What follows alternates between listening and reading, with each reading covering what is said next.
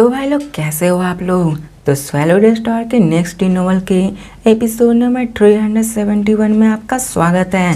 तो चलिए शुरू करते हैं, लेकिन इससे पहले अगर आपने मेरे चैनल को सब्सक्राइब नहीं किया तो सब्सक्राइब करके बेल आइकन दबाना ना भूलें।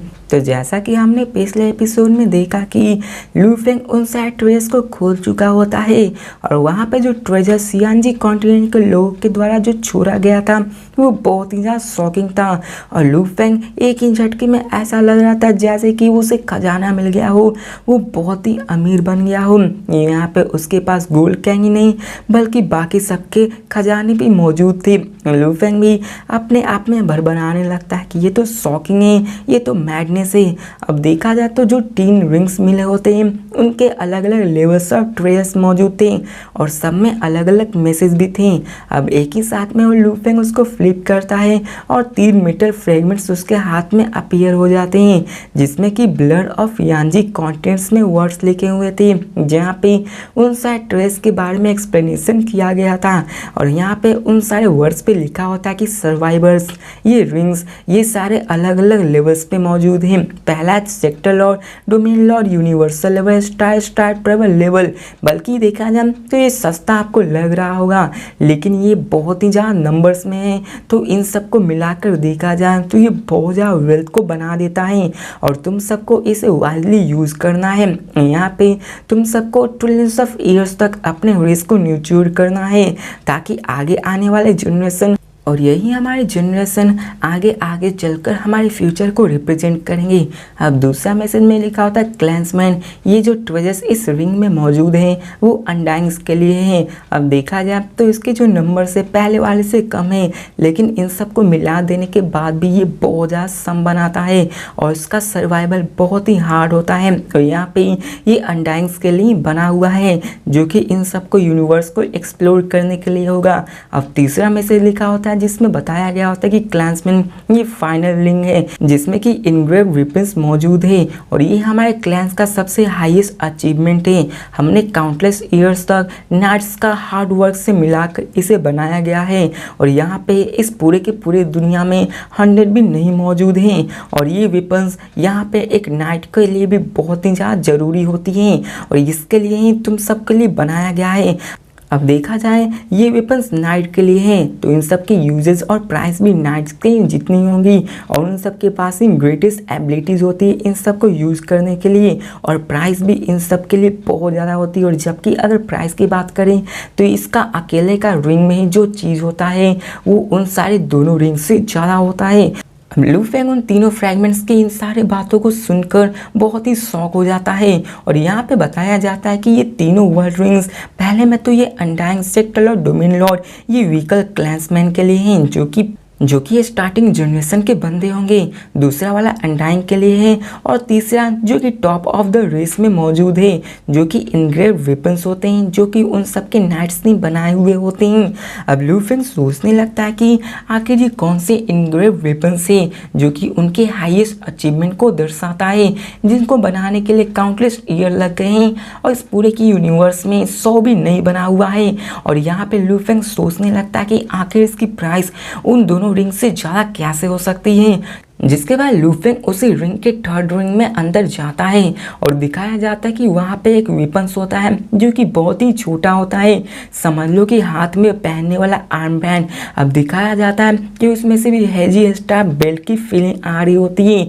अब लू फेंग सोचने लगता है कि आखिर मैं इसको कैसे यूज़ करूँ, क्या यहाँ पे कोई इसका एक्सप्लेनेशन है। जिसके बाद लू फेंग उसको समझ तो नहीं पाता है, लेकिन उस आर्म बैंड में अपनी वर्ल्ड एनर्जी को इनपुट करता है और उस वेपन को इन्वेस्टिगेट करता है। जैसे ही वो अपने वर्ल्ड एनर्जी को उसके अंदर डालता है वो वेपन अपने आप ऐसे ही एक्टिवेट हो जाता है और दिखाया जाता है कि वो वेपन भी लू फेंग को अपना ओनर मान लेता है। अब लू फेंग कहता है कि इसको यूज करना तो बहुत ही आसान है। अब दिखाया जाता है कि वो उसको मैसेज भी भेज सकता था अपनी कॉन्शियसनेस के यूज के कारण। और फिर दिखाया जाता है कि लू फेंग के कॉन्शियसनेस में एक मैसेज आता है जिसमें कि उस वेपन के बारे में डिटेल में बताया गया होता है और बताया जाता है कि ये वेपन असल में एक स्पेस लॉक बैंड है जो कि इस यूनिवर्स में 100 से भी कम मौजूद है और यहाँ पे मोस्ट मिस्टीरियस यानजी रेस के ही द्वारा बनाया गया है और ये बहुत ही लंबे अरसे पहले बनाया गया था और ये मोस्ट सूटेबल है यानजी लोगों के लिए जो कि इन पे बेसिक इनकार्विंग्स लगे हुए हैं। अब यहाँ बताया जाता है कि टावर पे भी काउंटलेस इनकार्विंग्स बनी हुई थी और यहाँ फाइनल इनकार्विंग्स के भी अपने अपने स्पेस एबिलिटीज थी और उन सब में भी अपने अपने पावर को इनकार्व किया गया था। अब देखा जाए तो इसमें भी इनकार्व किया हुआ है और इसमें कई सारे एरिया को कंट्रोल करने की भी पावर होती है और ये स्पेस लॉक अपने अंदर से वर्ड इनकार्विंग्स को निकालती जो कि एक डोमेन जैसा वर्क करता है जो कि वहाँ के स्पेस शिपल को पूरी तरह से लॉक कर देता है जिसके कारण अगर उसमें जो बंदा होगा वो टेलीपोर्ट नहीं कर सकता है। और यहाँ पर ये एक स्पेस वॉरियर के सबसे ज़्यादा नाइटमेयर है क्योंकि यहाँ पे वो अपने आप पे टेलीपोर्टेशन पे ही ज़्यादा निर्भर करता है। अगर वो टेलीपोर्ट ही ना कर पाए तो यहाँ पे उसके लिए बहुत ही खतरनाक साबित हो सकता है। लेकिन यहाँ पे सिर्फ एक ही बंदा नहीं बल्कि वहाँ पर दोनों या फिर जितने भी बंदे होंगे वो भी टेलीपोर्ट नहीं कर सकते हैं। और ये जो वेपन है वो सिर्फ टाइम लॉक के लिए बहुत ही ज़्यादा सूटेबल है क्योंकि जब स्पेस लॉक हो जाएगा तो उस समय टाइम को ही यूज किया जा सकता है और यहाँ पे अपने पावर को और भी अच्छे से अनलीज किया जा सकता है। अब ऐसे उन सब के बारे में और भी एक्सप्लेन में बताया जाता है जो कि आप समझ लो कि वो स्पेस लॉकिंग है जो कि फ्लेम क्रिस्टल गॉड को यूज़ करता है उसको चलाने के लिए ताकि वहाँ पे किसी को भी टेलीपोर्ट ना किया जा सके। अब यहाँ पे बताया जाता है कि स्पेस लॉक भी यहाँ पे 3 लेवल्स में सेपरेट है। फर्स्ट लेवल में ये है कि वहाँ का जो एरिया का डायमीटर होगा वो 10,000 किलोमीटर को ही अफेक्ट करेगा। सेकेंड लेवल में उसका डायमीटर 1 लाख किलोमीटर को अफेक्ट करेगा और थर्ड लेवल में 1 मिलियन किलोमीटर को अफेक्ट करेगा। अब जितना बड़ा एरिया होगा उतना ज़्यादा एनर्जी का यूजेस बढ़ता जाएगा और ये सिर्फ उसी वक्त यूज किया जा सकता है जब कोई बंदा मरने या फिर लाइफ और डेथ के कगार पे हो। इसको ऐसे यूज नहीं किया जा सकता है क्योंकि इसमें बहुत ज़्यादा ह्यूज अमाउंट ऑफ पैसा लगने वाला है। और फिर लू फेंग को दिखाया जाता है जो कि बहुत ज़्यादा एक्साइटेड होता है और कहता है डैम, जिसके बाद वो कहता है कि मैंने सच में ये बना दिया, ये बहुत ज़्यादा पावरफुल है, ये बहुत ही यूज है। अब देखा जाए तो बैटल के दौरान ये लू फेंग के लिए बहुत ही एडवांटेज की बात होगी और लू फेंग कहता है इनकार्विंग्स यानी इनकार्विंग्स ये सब तो बहुत ही इम्प्रेसिव है। अब लू फेंग यहाँ पे इन सब को ट्राई भी करना चाहता है जिसके बाद वो दिखाया जाता है कि लू फेंग अपने हाथ को आगे की ओर बढ़ाता है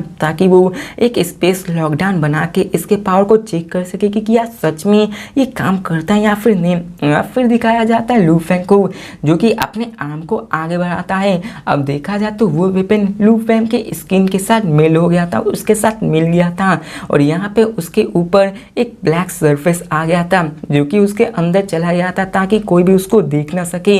अब लू फेंग स्माइल करता है और कहता है कि इसको यूज करने के लिए हाई अनडाइंग एनर्जी सोर्स की जरूरत होगी और मेरे पास अभी भी 2 फ्लेम गॉड क्रिस्टल बाकी हैं और इन दोनों का वर्थ 200 मिलियन पॉइंट से और जो कि इसका अगर सेल्फ डिस्ट्रक्टिव पावर का देखा जाए तो ये एक low emperor self destruct power जितना होता है। Flame god crystal, thunder god crystal, इन सब को लू फेंग एक अनडाइंग एनर्जी सोर्स के रूप में यूज कर सकता है। अब इसके बाद लू फेंग अपने हाथ को फ्लिप करता है और क्रिस्टल को उसमें इनपुट करता है और वहाँ पे उसी स्पेस को फॉर्म करता है और दिखाया जाता है कि उसमें से एनर्जी निकलती वहाँ पे सील अप हो जाती है, वहाँ का पूरा सरफेस ही सील हो जाता है और वहाँ पे पूरा का पूरा बैंड सॉलिड बन जाता है और दिखाया जाता है कि लू फेंग एक ही झटके में अपने सिल्वर आर्मर को अपने ऊपर प्रोटेक्ट कर लेता है। अब दिखाया जाता है कि जो कंस्ट्रक्शन होती है उस मटेरियल की वो भी बहुत ज़्यादा एक्सपेंसिव होती है, यहाँ तक कि नाइट भी अगर उसको डिस्ट्रॉय करना चाहेगा तो वो उसे बहुत ही मुश्किल से कर पाएगा। अब दिखाया जाता है कि स्पेस लॉक लू फेंग उसी का ऑनर होता है और लू फेंग ने अभी यहाँ पे सबसे स्मॉलेस्ट एरिया जो कि 10,000 किलोमीटर का डायमीटर होता है उसी स्पेस लॉक को एक्टिव किया होता है और लू फेंग ने अभी 200 million points flame god crystal को यूज़ किया होता है जो कि अभी सफिशिएंट है इस स्पेस लॉकडाउन को ट्रेड करने के लिए और वहाँ पे वो उसको बना देता है। दिखाया जाता है कि वहाँ पे जितने भी स्काइज, माउंटेन, ग्रास, मड होते हैं वहाँ पे वो इनकार्विंग्स बन जाते हैं जो कि यानजी के इनकार्विंग्स होते हैं और दिखाया जाता है कि उससे कुछ डिस्ट्रॉय नहीं होता बल्कि ये तो सिर्फ एक एनर्जी का वेव है जो कि स्पेस लॉकडाउन करता है। अब यहाँ पे लू फेंग भी इस्तेमाल करने लगता है और चारों तरफ देखने लगता है और वो कहता है कि ये रियल है, क्योंकि लू फेंग ने अपना मोसा क्लैंसमैन की बॉडी से ये सेंस कर लिया कि यहाँ पे स्पेस लॉकडाउन हो गया है। यहाँ पे वो क्लियरली फील कर पा रहा था कि 10 किलोमीटर में एरिया में कोई भी ट्रैवल नहीं कर सकता है, यहाँ तक कि सिंगल रिपर्स ऑफ स्पेस भी नहीं मौजूद है। और ये सब देख के लू फेंग बहुत ही ज़्यादा एक्साइटेड हो जाता है, क्योंकि यहाँ पे ये उसके लिए बहुत ही ज़्यादा कम्प्रीहेंशन बन सकता है। किसी भी एनिमी को फंसाकर लू फेंग उसको मार सकता है, क्योंकि यहाँ पे लू फेंग का एक ही प्रॉब्लम था कि वहाँ पे एनिमी भाग जाता था टेलीपोर्ट करके। जैसा कि हमने पर्पल क्लॉक का केस देखा, वो भी अपने आप को टेलीपोर्ट करके वहाँ से भाग गया था, वरना लू फेंग ने तो अपने गोलेन और बीच से तो उसको मार ही देना है। और यहाँ पे लू फेंग सोचता है कि मेरे पास स्पेस लॉकडाउन है, साथ में मेरे पास साउ विंग से और यहाँ पे मेरे पास गोल्डन हॉर्न बीच की पावर है, तो मैं इसको मिला के काउंटलेस ऑफ अनडाइंग की पावर से भी आगे निकल गया हूँ। और अब भी यहाँ पे लू फेंग ऐसे एक्साइटेड हो रहा था और ऐसे ही कई सारे सिनेरियो के बारे में सोच रहा था कि आखिर वो इसका कैसे यूज़ करेगा। ये सब सोचते सोचते लू फेंग को याद आता है कि हाँ, मुझे इस डिवाइस को बंद भी करना है, क्योंकि ये कॉन्स्टेंटली इस एनर्जी को कंज्यूम कर रहा है।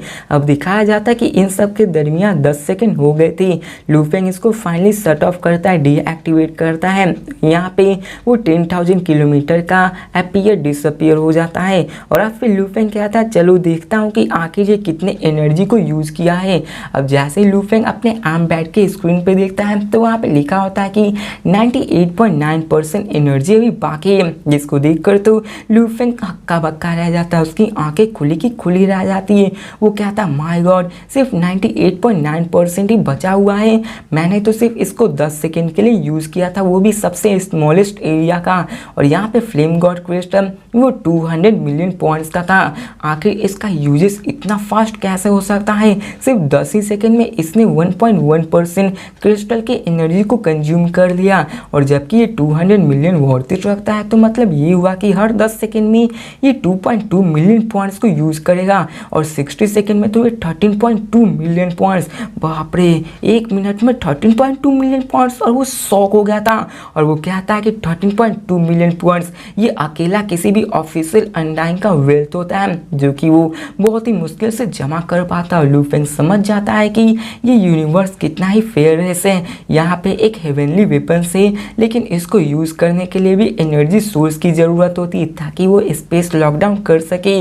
अगर यहाँ पे इसकी जो एनर्जी कंजप्शन है अगर वो लो होती तो ये तो बहुत ही ज़्यादा अच्छा होता, ये अनबिलीवेबल होता। अब देखा जाए 1 मिनट में 30.2 मिलियन पॉइंट्स कंज्यूम होने वाले थे। इसलिए लू फेंग सोचता है कि इसलिए यांजी पीपल के एंसेस्टर ने कहा था कि इसका यूजेस 100 की होने वाला है, इसलिए इसको क्राइसिस के दौरान ही यूज़ करना है, ऐसे ही फालतू में इसको यूज़ मत करना, क्योंकि यहाँ पे तुम इसके रिसोर्सेज को नहीं संभाल पाओगे। और अब फिर हमें सीन चेंज कर यहाँ दिखाया जाता है कि लू फेंग उस इनकार वेपन्स को भी ले लेता है और वो बहुत ही एक्साइटेड होता है। लेकिन लू फेंग को पता था कि इसका कंजप्शन रेट बहुत ज़्यादा होता है, लू फेंग इसको अननेसेसरी यूज़ नहीं कर सकता है। अब लू फेंग सोचता है कि चलो ये तो मेरे पास आ गया, लेकिन अभी भी मैं यूज लॉस में नहीं हूँ, मेरे पास और भी ट्रम्प कार्ड्स होने वाले। अब लू फेंग ऐसे ही करके दोनों और वर्ल्ड रिंग में सारे ट्रेजर्स को देखने लगता है और गोल्ड किंग और बाकी सबके ट्रेजर्स को भी देखने लगता है और ब्लू फेंग उन सबको कैलकुलेट करने लगता है। अब बवाता के साथ मिलके भी वो उन सब का एक्यूरेट प्राइस नहीं फाइंड कर पा रहा था। फिर में सीन चेंज कर वर्चुअल यूनिवर्स नेटवर्क का सीन दिखाया जाता है, जहाँ पे लू फेंग अपने होंग एलायंस के फ्रेंड के साथ, होंग एलायंस के सिटी शॉप के साथ और यहाँ पे स्टेटस जो कि उसका प्राइमरी के सिटी के लीडर का डिस्पल के स्टेटस होने के कारण मिला होता है, उन सब के साथ मिलकर लू फेंग को टोटल 7 दिन लग जाते हैं उन सारे सामान के टोटल वेल्थ के बारे में जानने के लिए। अब यहाँ पे बताया जाता है कि जो फर्स्ट रिंग था उसमें मोस्ट वैल्यूएबल आइटम्स थे जो कि सेक्टर लॉर्ड्स के लिए सूटेबल थे, वो बहुत ज़्यादा तादाद में थे। और बताया जाता है कि उन सबको मिला दिया जाए तो उसका total net worth 221 billion mixed elements होता है, जो कि बहुत ज़्यादा होता है। अब सेकेंड रिंग को भी दिखाया जाता है जो कि अनडाइन के लिए बना होता है। अब देखा जाए इसका नंबर कम है, लेकिन यहाँ पे आइटम्स कम होने के बावजूद भी इसका जो वर्थित होता है वो 285 बिलियन मिक्स्ड एलिमेंट्स के बराबर होता है। अब यहाँ पे देखा जाए थर्ड रैंक के बारे में, तो उसमें इनक्रेडिबल वेपन्स होते हैं जो कि बहुत ज़्यादा रेयर है। ह्यूमैनिटी में भी ऐसा समझ लो कि ये एग्जिस्टिंग नहीं करते हैं और इसका कोई भी एक्यूरेट प्राइस नहीं है। और इस वेपन्स का जो प्राइस होता है उसे पैसों से नहीं खरीदा जा सकता है, उसे किसी वैल्यूएबल आइटम से रिप्लेस करके एक्सचेंज किया जा सकता है। और इसकी जो प्राइस है उन दोनों रिंग से भी ज़्यादा थी। और अब फिर लू फेंग इन सब के बारे में सोच रहा होता है और कहता है कि गोल्ड किंग और बाकी सबसे जो मुझे मिला है उसका टोटल वर्थिज 53 बिलियन है। मतलब टोटल मिला दिया जाए इनका वेपन्स को छोड़कर तो अभी यहाँ पे उसके पास 560 बिलियन मिक्स्ड एलिमेंट्स हो गए थे। अब यहाँ पे लू फेंग जब यूजियांग माउंटेन में स्टडी कर रहा होता है तो बबाता भी वहीं पे आ जाती है और वो लू फेंग की स्क्रीन पर देखती होती है। तो यहाँ पे दोनों स्टन हो जाते हैं और दोनों एक दूसरे की तरफ देख कर लगते कि आखिर ये हुआ कैसे। अब बबाता लू फेंग की तरफ देख कर कहते लू फेंग तुम तो अमीर हो गए हो, तुम्हारे हाथ तो बहुत बड़ा खजाना लगा है। तो लू फेंग भी स्माइल करते हुए कहता है कि हाँ तुमने सही कहा। अब यहाँ पे देखा जाए तो लू फेंग को पता था कि यहाँ पे लू फेंग की जिंदगी में एक नया सफर सा आ गया है।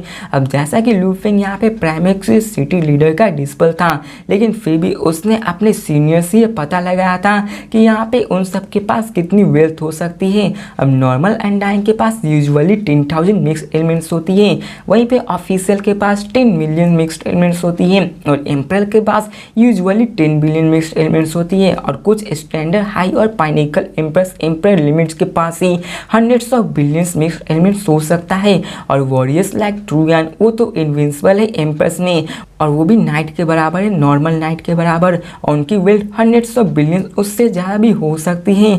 और यहाँ पे लू फेंग इन सब एस्टिमेट से अंदाज़ा लगा लिया था कि लू फेंग के पास जो वेल्थ थी वो बहुत ज़्यादा शॉकिंग होने वाला है। अब देखा जाए तो लू फेंग की जो अर्निंग थी वो बहुत ज़्यादा थी।